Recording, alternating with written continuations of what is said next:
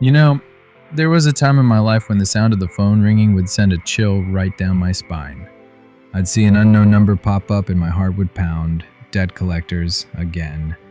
Every call felt like a reminder that I was walking through my own valley of the shadow of death. I was afraid not just of losing things, but of losing myself, my dignity, my hope, my sense of control. But then I came across Psalm chapter 23, verse 4. Even though I walk through the darkest valley, I will fear no evil, for you are with me. Your rod and your staff, they comfort me. At first, it sounded beautiful, but distant, like something meant for someone stronger, someone more faithful.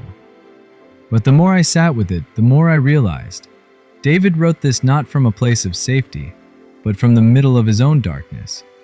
He wasn't spared the valley, he was led through it. And he found courage not because the threats disappeared, but because he knew he wasn't alone.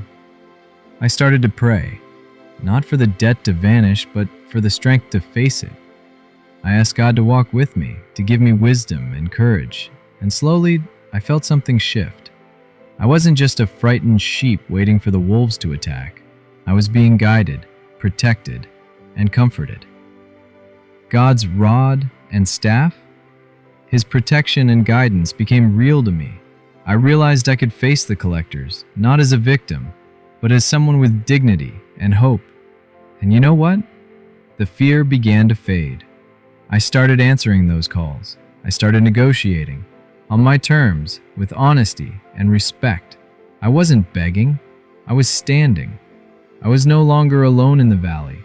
God was right there beside me, giving me the strength to speak, to ask for what was fair, to set boundaries. Psalm chapter 23, verse 4 isn't a promise that we'll never face trouble.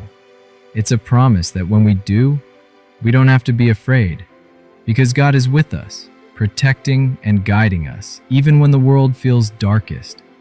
I learned that with God by my side, I could move from fear to courage, from hiding to negotiating, from being overwhelmed to being at peace. So now, when I think about those valleys, divorce, debt, whatever darkness comes, I remember I will fear no evil, for you are with me, and that makes all the difference.